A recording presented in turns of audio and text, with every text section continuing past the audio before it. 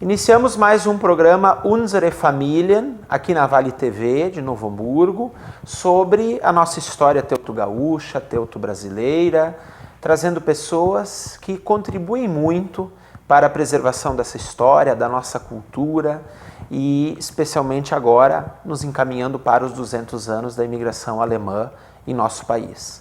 Temos a alegria de ter conosco hoje Helena Seger, professora, pesquisadora, escritora de Pinhal Alto, Nova Petrópolis, que vem nos contar sobre suas duas obras, mas especialmente a sua obra mais recente, sobre a contribuição de muitas mulheres para a comunidade de Pinhal Alto e para Nova Petrópolis. Helena?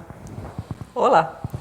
Helena, o teu trabalho tem a inspiração do teu pai, de muitas pessoas da comunidade, que você pudesse iniciar para nós contando sobre esse início das tuas pesquisas e de registrar essas histórias em livro.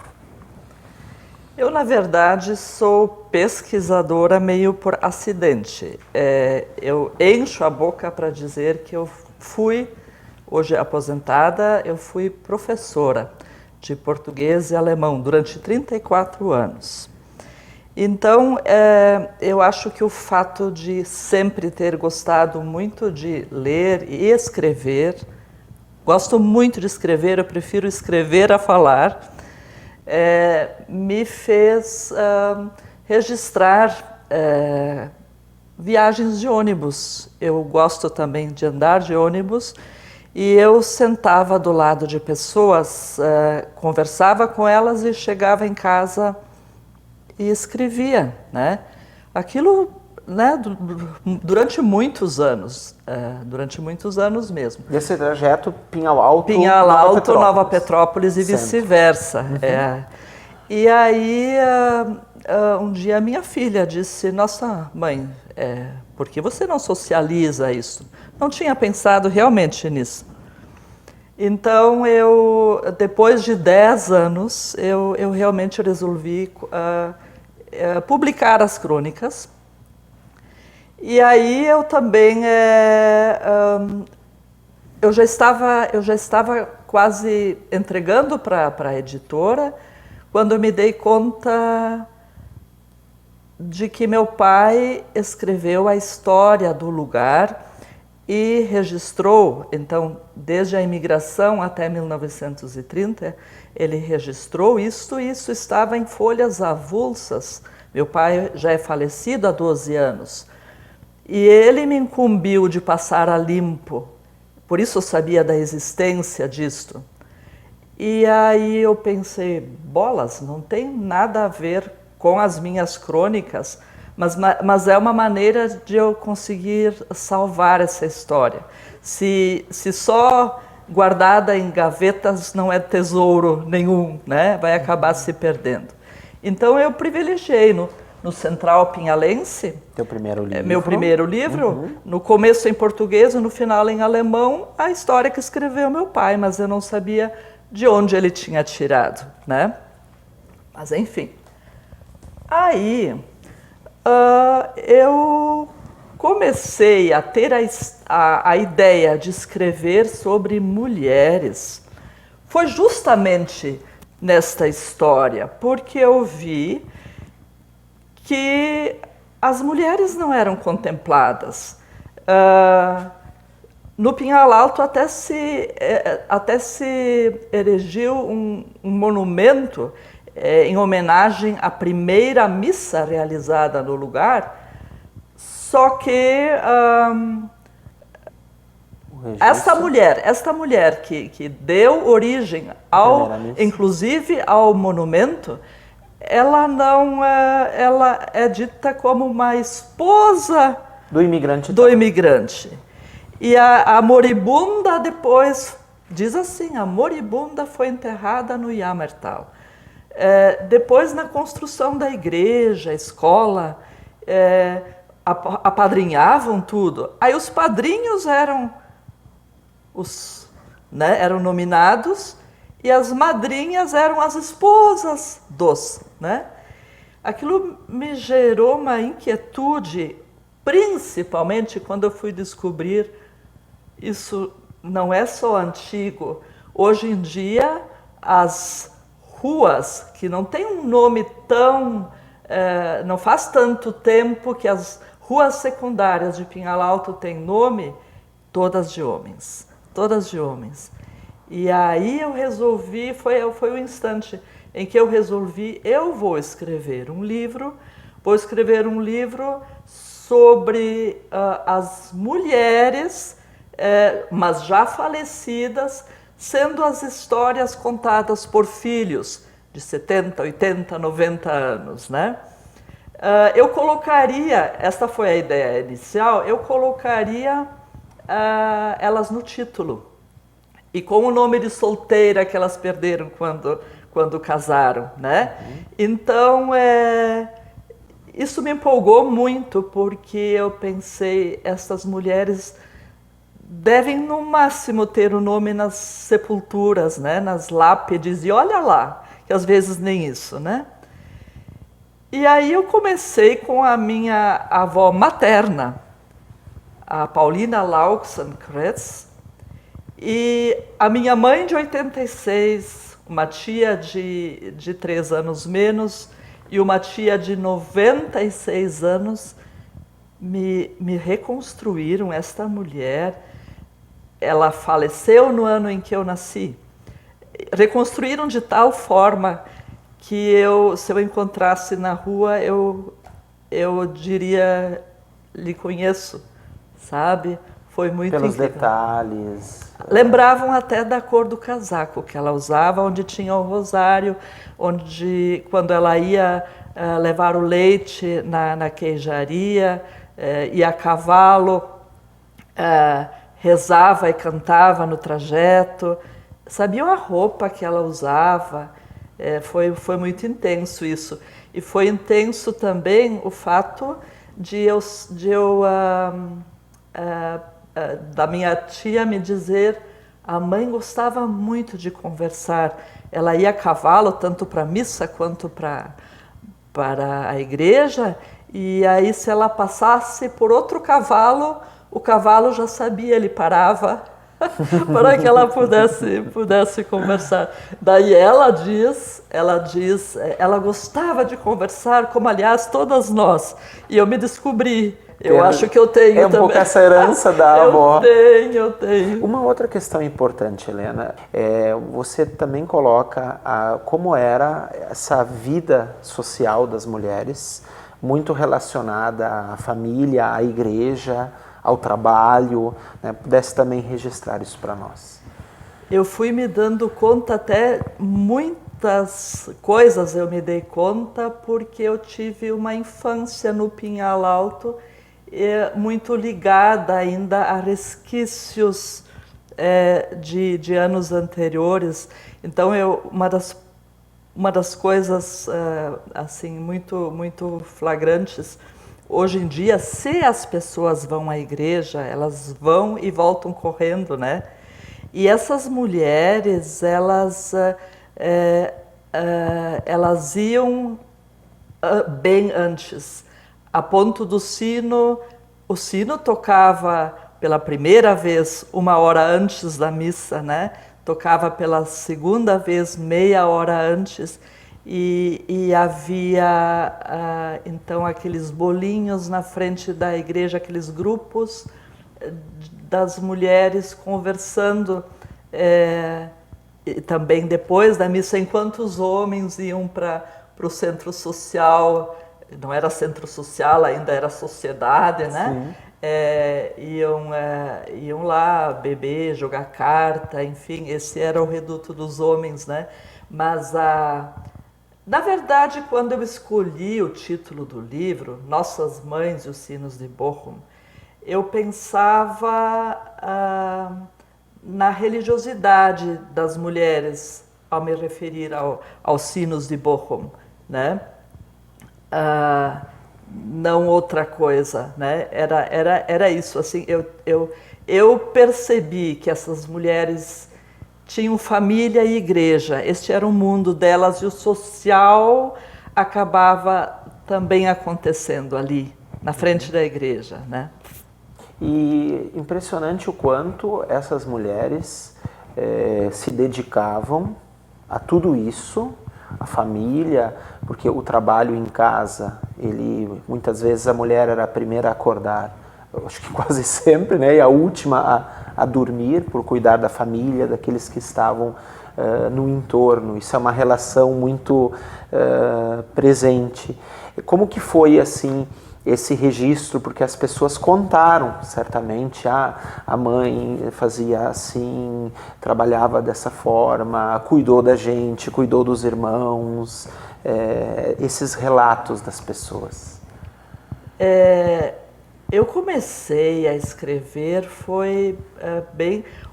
O primeiro capítulo da minha avó foi bem quando começou a pandemia. Foi a última reunião das 3 irmãs, depois houve aquele distanciamento, né? Então, no começo eu tive poucos encontros presenciais, eu comecei a formar grupos no WhatsApp, foi muito incrível, é muito incrível, porque esses grupos continuam, a gente há muito já falou e já reconstruiu a história das mães, mas é sempre um lugar muito agradável de se voltar. Então, que me chama a atenção como nas pequenas coisas, como foi importante registrar pequenas coisas do cotidiano, falando do que era, e eu acho que muitas vezes ainda é a vida da mulher. Quero exemplificar. Elas não tinham um tempo para elas, né? Elas faziam aquele crochê, aquela costura em dia de chuva, né? Como eu acho que hoje eu acho que existe isso ainda, ao menos no nosso meio existe, aquela mulher que acha que não pode sentar na frente de uma TV ou que seja, é sempre preciso fazer alguma coisa junto, né? Então elas, em dia de chuva, remendavam as roupas, os filhos, familiares. Claro que também a elas cabia a questão da reza, de puxar a reza, e era muito forte isso, era muito... Eu tenho a impressão que essas mulheres se sentiam sempre compromissadas com alguma coisa, senão estariam pecando, eu acho, né? Uhum. Na história da minha avó, por exemplo, aparece que ela, em dia de chuva, ela ia... Então, claro, além das costuras, claro, toda mulher tinha que saber costurar, né? Uhum. Mas ela, em dias de chuva, ia no paiol com um prego e rasgava as espigas de milho e tirava a palha para troca dos colchões, né?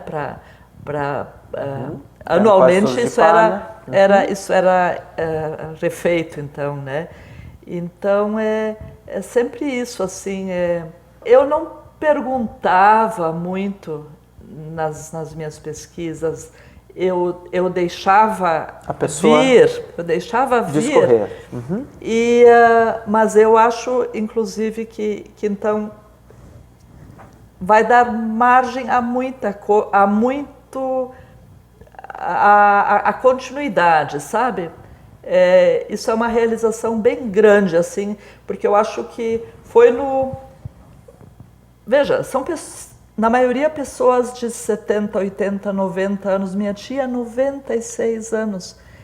Eu até já fui visitá-la chorando no caminho de casa. Ela mora em Florianópolis, porque eu achei que ela estaria morrendo. Tá aí, já passou um ano, né? Firme e forte, ela está planejando as férias, né? Quer vir, né, para o sul.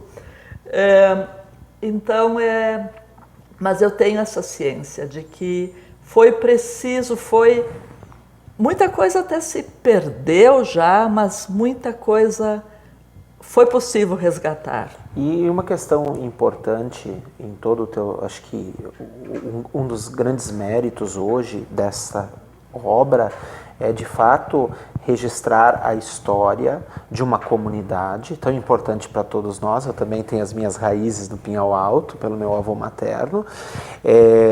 A história através realmente das mulheres, né? Como você coloca no próprio título, as nossas mães, as avós, as bisavós.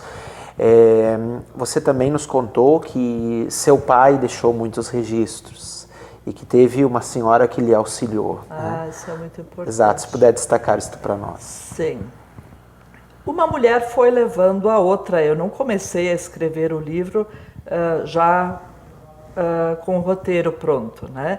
Então, da minha avó, eu fui para uma vizinha, depois da vizinha para uma prima, enfim, foi surgindo desta forma. E eu cheguei a uma Hilda Amália Hansen, e esta mulher é filha do tido Gemeindevater, pai da comunidade. O pai da Hilda Amália, ele não só instalou os sinos de Bochum, os sinos que vieram da cidade alemã de Bochum, mas ele também fez os bancos da igreja, ele fez essa parte em madeira, né? A via sacra, o altar, e durante mais de 50 anos este homem puxou o sino, este que ele instalou.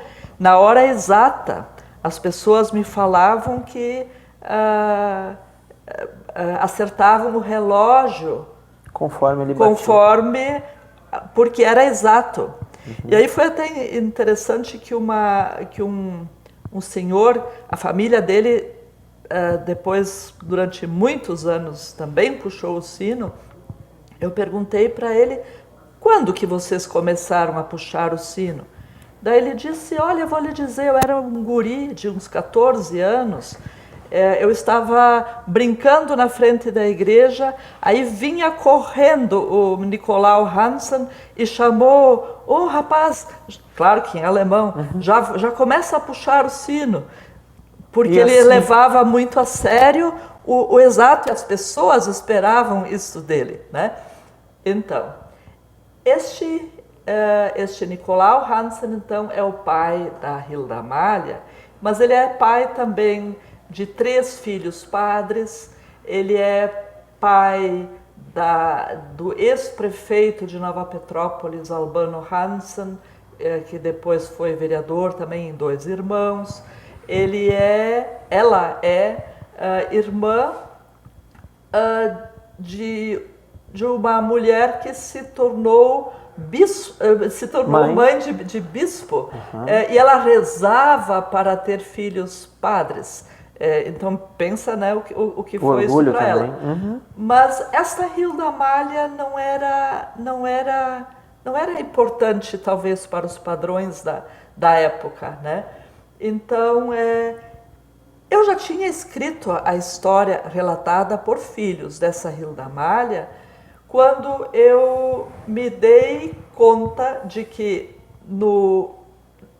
ela levou uma pasta para o meu pai. Foi só ali que eu descobri essa pasta, porque aquilo que escreveu Walter Seger sobre a história da imigração, que constava em folhas avulsas, eu não sabia de onde ele tinha tirado, e foi para checar alguma data que que eu fui ao local onde estavam estas folhas e me dei conta, nossa, esta é a pasta que a Hilda Amália trouxe pro pai.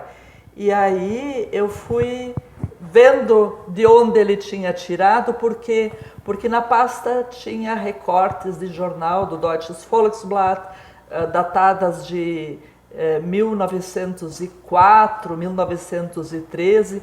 Pessoas do Pinhal Alto escreviam sobre o lugar, né?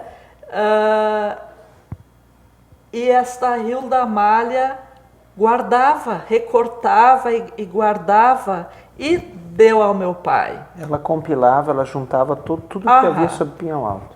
Sobre que eu acho que não era por ser do Pinhal Alto, talvez a noção de espaço ela não tivesse nesse sentido, mas eu vejo ela guardando coisas que os seus faziam.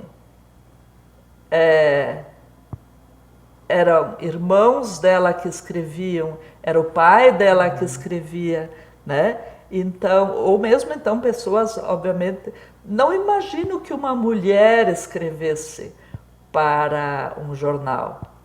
A propósito, a minha mãe diz, ela estudou em colégio de freiras em Venâncio Aires, e uma vez por ano para casa, né?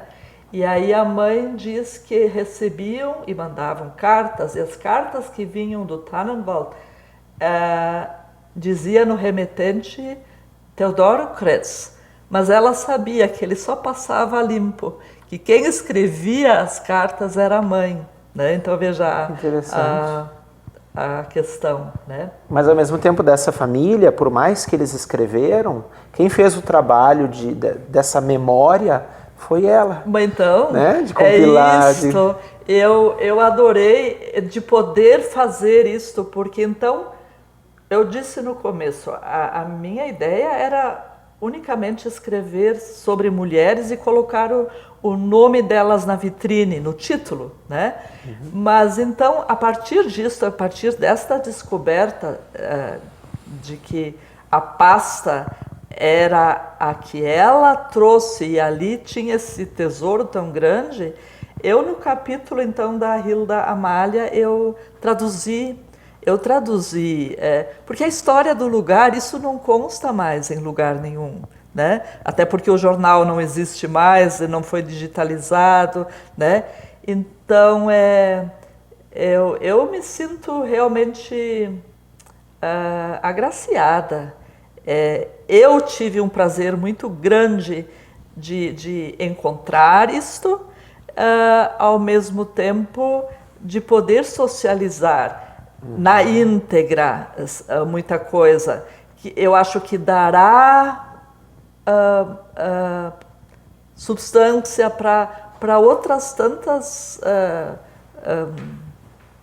histórias posteriores, outros trabalhos, né? É a história do lugar que estaria perdida. E é indiretamente, então, através das mulheres, né? Helena, quando é assim um assunto tão bom, o tempo vai bem, parece que vai mais rápido, inclusive, nós já estamos na parte final. Eu gostaria que realmente você fizesse as suas considerações finais e certamente a gente vai gravar mais e poder continuar compartilhando essas suas histórias, né? Ou essas histórias da comunidade que você hoje é a portadora, que você hoje é a pessoa que transmite isso para nós. Eu gostaria de dizer que eu me sinto realmente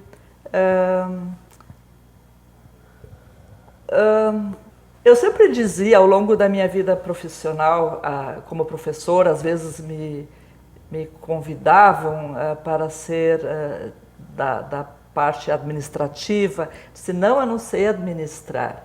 E eu acho que mais do que uma escritora, eu fui uma administradora aqui. Este livro está longe de ser meu. Ele teve a participação de tantas pessoas e envolvimento de tantas pessoas. A propósito, você esteve no lançamento e disse que ficou impressionado com a quantidade de pessoas lá reunidas. E com a emoção das pessoas, porque lá estava o registro da avó, da bisavó, da mãe. Quando o livro estava por ficar pronto, eu já não pensava mais nele, eu pensava nesse dia, porque eu sabia que ele seria muito, muito intenso, como foi intenso. Este reencontro de filhos, né?